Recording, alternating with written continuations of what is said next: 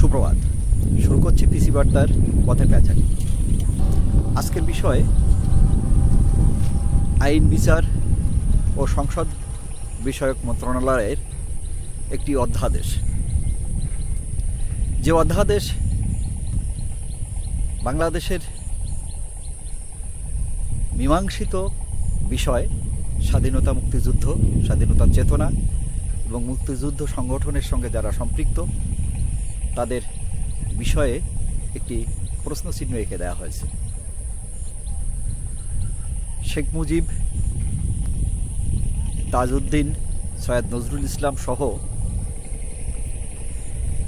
৭০ সালের নির্বাচিত প্রায় ৪ শতাধিক প্রতিনিধি রাজনীতিবিদ যারা মুক্তিযুদ্ধের সংগঠক ছিলেন, মুক্তিযুদ্ধকে বাস্তবায়ন করবার জন্যে একদিকে প্রবাসী সরকার গঠন করেছিলেন, পৃথিবীর সকল দেশের রাষ্ট্রপ্রধানদের বাংলাদেশের এই মুক্তিযুদ্ধের সপক্ষে আনবার জন্যে, স্বীকৃতি আদায় করবার জন্যে লড়াই করেছিলেন।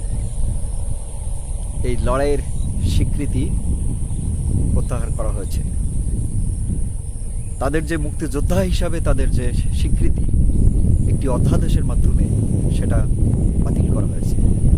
বঙ্গবন্ধু শেখ মুজিবুর রহমান, যার নেতৃত্বে 1971 সালে মুক্তিযুদ্ধ হয়েছিল, হানাদার পাকিস্তানি বাহিনী এবং তাদের দেশীয় দোসর এবং দালাল আলবদর, রাজাকার, আল শামস, যাদের বিরুদ্ধে এই যুদ্ধ এবং এই যুদ্ধ দ্বারা বুক টান করে লড়াই করেছে।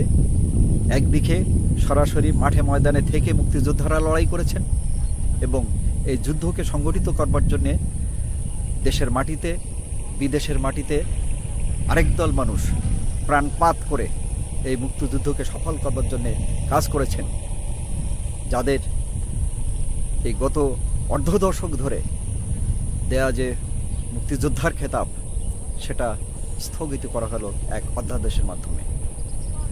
বঙ্গবন্ধুকে মুক্তিযোদ্ধা বলা যাবে না, সৈয়দ নজরুল ইসলামকে মুক্তিযোদ্ধা বলা যাবে না, তাজউদ্দিনকে মুক্তিযোদ্ধা বলা যাবে না, এটা তো হতেই পারে না। মুক্তিযুদ্ধ চলাকালীন সময় যে প্রবাসী সরকার, সেই সরকারের সকল সদস্য তারা মুক্তিযোদ্ধা, তাদের এই মুক্তিযোদ্ধা খেতাব রহিত করা হয়েছে। খেতাব রহিত করা হয়েছে মুক্তিযুদ্ধ যে সরকার, প্রবাসী সরকার, সেই সরকারের যেসব কর্মকর্তাবৃন্দ, যে কর্মচারীবৃন্দ যারা এই মুক্তিযুদ্ধ চলাকালীন সময় প্রাণপাত করে লড়াইকে সংগঠিত করবার জন্য কাজ করেছেন, একটি প্রবাসী সরকার হিসাবে আন্তর্জাতিক ক্ষেত্রে স্বীকৃতি আদায় করবার জন্য লড়াই করেছেন, তাদের এই স্বীকৃতি প্রত্যাহার করা হয়েছে। গত রাতের অধ্যাদেশে স্বীকৃতি প্রত্যাহার করা হয়েছে সেই সমস্ত মানুষ যারা বাংলাদেশের পক্ষে রাষ্ট্রদূত হিসাবে পৃথিবীর বিভিন্ন দেশে রাষ্ট্রপ্রধানদের দৃষ্টি আকর্ষণ করেছেন।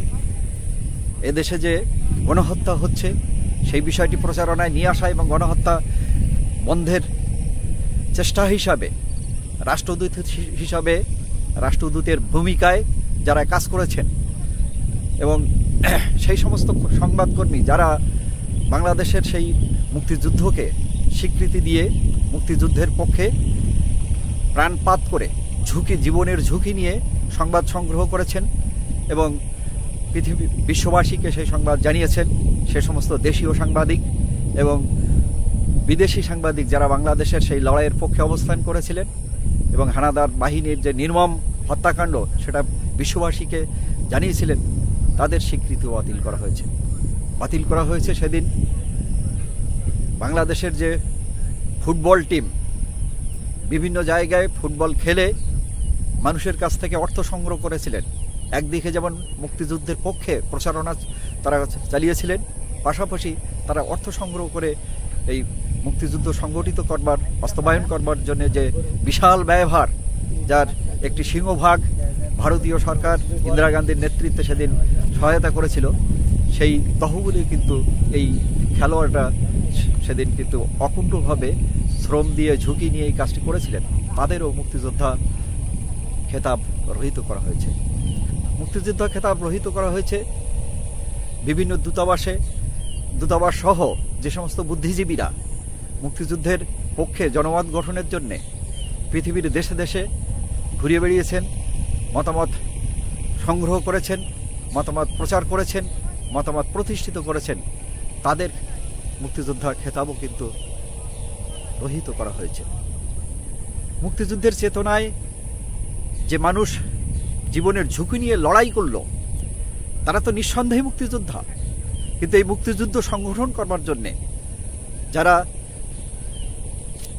প্রাণের ঝুঁকি নিয়ে, জীবনের ঝুঁকি নিয়ে ঘর সংসার ত্যাগ করে এই মুক্তিযুদ্ধ সফল করবার জন্যে দায় নিল, তাদেরকে মুক্তিযোদ্ধা খেতাব থাকবে না এটা কল্পনা করা যায় না। সেদিনের যে স্বাধীন বাংলা বেতার কেন্দ্র মুক্তিযোদ্ধাদেরকে উদ্দীপ্ত করত, মুক্তিযুদ্ধের পক্ষ শক্তিকে বুক টান করে দাঁড়ানোর সাহস জোগাত, বিদেশের ক্যাম্পে আত্মীয়দের হারিয়ে, আত্মীয়দের মা সন্তান, সন্তানহারা মা, স্বামীহারা স্ত্রী, ভাইহারা বোন, বোনহারা ভাইয়ের যে আহাজারি, যে আর্তনাদ, সেটাকে প্রশমিত করবার জন্যে যে স্বাধীন বাংলা বেতার কেন্দ্র যে অনুষ্ঠান সঞ্চালনা করত, মুক্তিযোদ্ধাদেরকে উদ্দীপ্ত করবার জন্য যে মহতি দায়িত্ব তারা পালন করত, তাদের স্বীকৃতি রহিত করা হয়েছে। জাতি হিসাবে এটা আমাদের লজ্জার।